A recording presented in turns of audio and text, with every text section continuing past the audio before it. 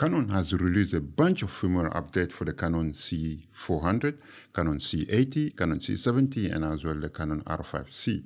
But I'm going to focus on the firmware for the Canon C400. I updated and tested. I'm just going to focus on few features and on all of them.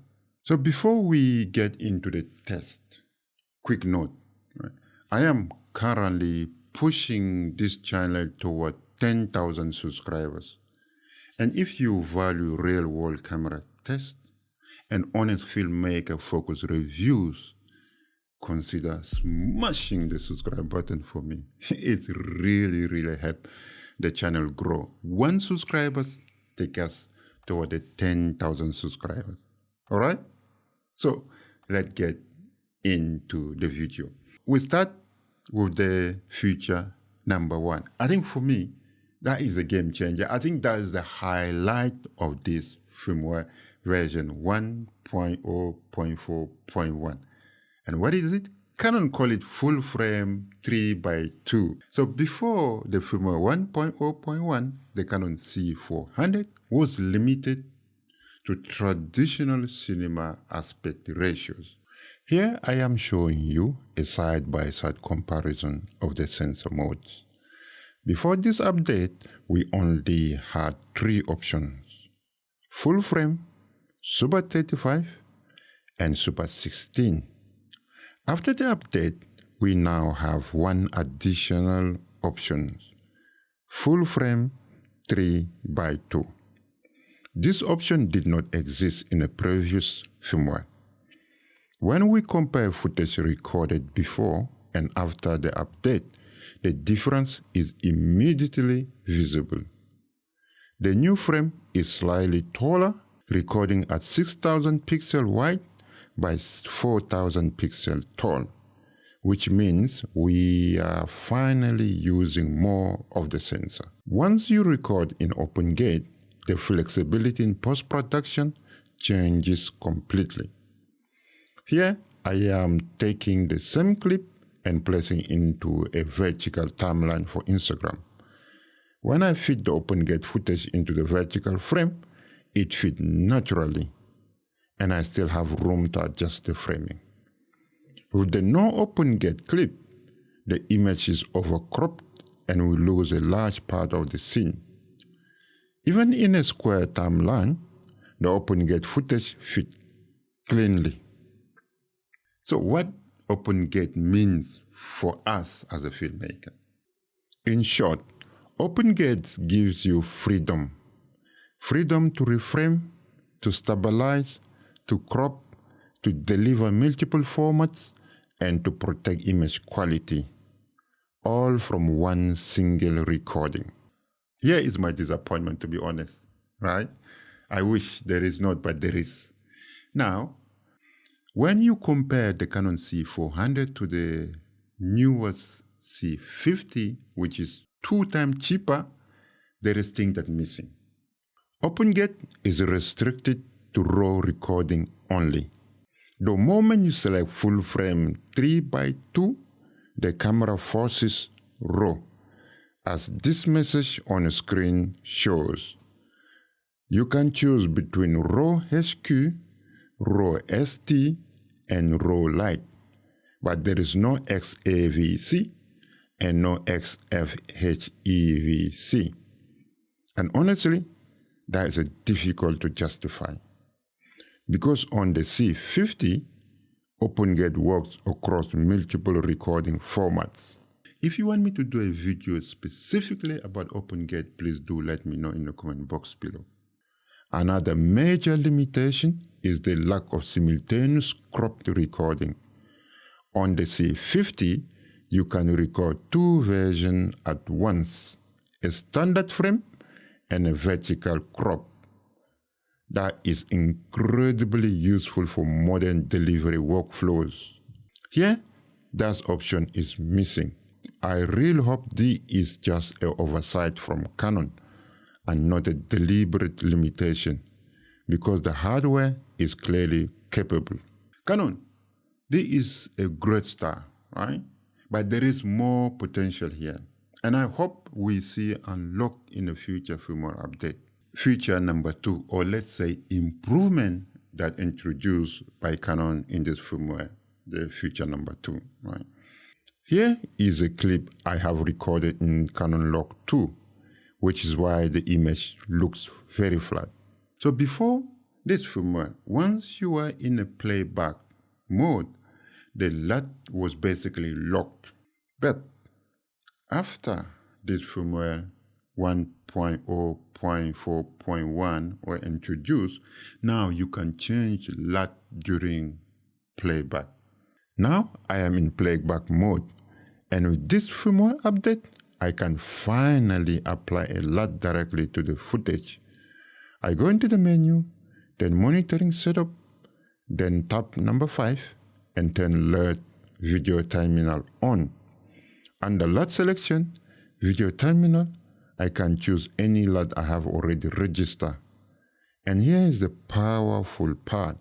I can switch between LUT freely, as many as I want, directly in playback. This makes reviewing footage faster, clear, and for more practical set. So, what this means for you or for us as a filmmaker? Let's say you are unsure which LUT work best in whatever that you're recording. So you record a test clip, you go into playback, cycle through your LUT, and decide which one works best for this recording, for this shoot, or for this scene, and then apply it before you properly record it. If you are delivering quickly and not doing heavy grading, this is a major workflow boost. So feature number 3 that I want to touch on, focus peaking at high ISO. Before this update, focus peaking struggled in extreme low light situation. Even when the focus guide showed green, the image was often not actually in focus, and peaking failed to clearly highlight the subject. So in practice, you are left guessing, as you can see in this video.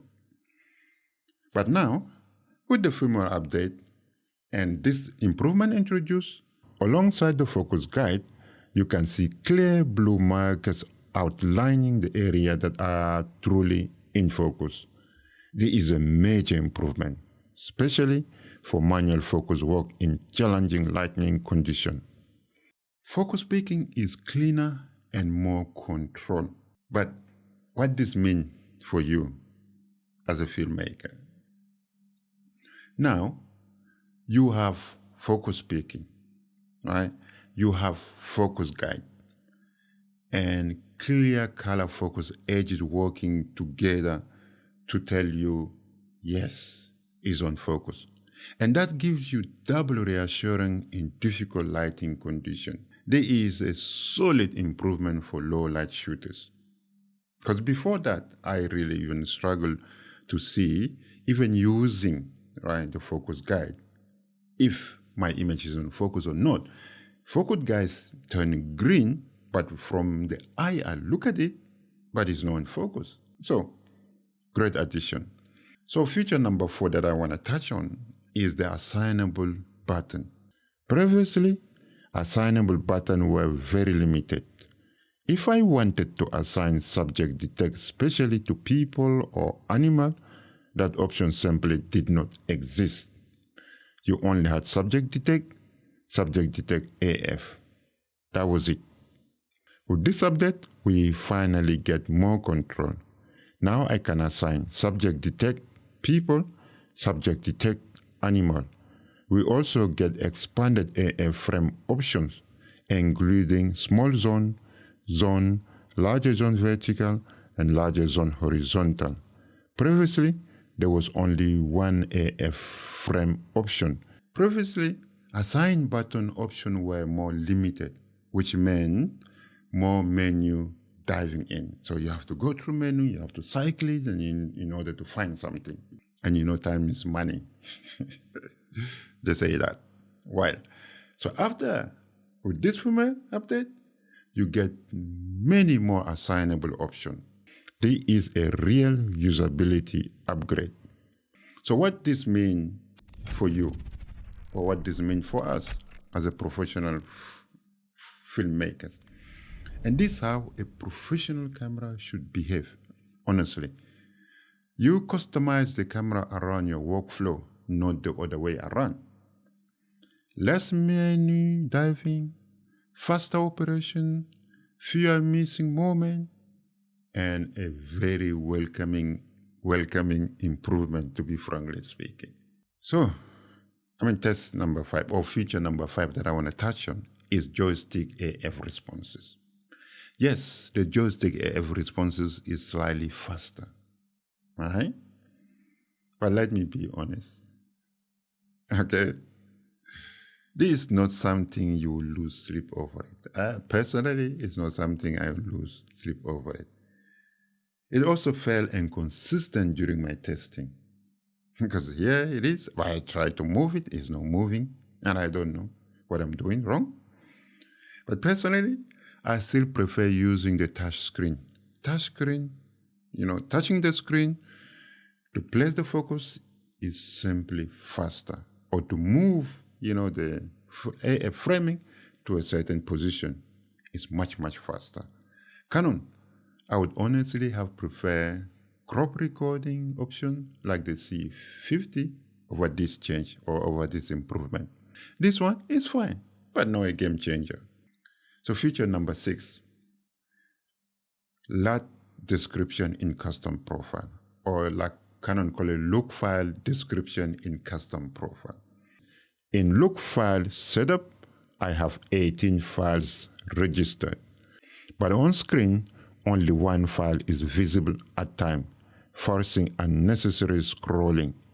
It works, but it's not efficient. This is an area Canon could still improve. Presentation of LUT is cleaner in this firmware, and it is easier to scan through your looks. Right? However, I couldn't find where to enable expanded LUT description beyond the list view. I checked the manual, I checked the forum, and I may be missing something. But if you guys know, please let me know in the comment box below. Right? But still, in terms of presentation, there is an improvement.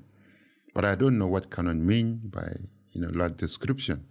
My friend, there is more feature than what I have listed, but I could not test all of them. I said, test. I have a tongue issue, differentiating between test and test.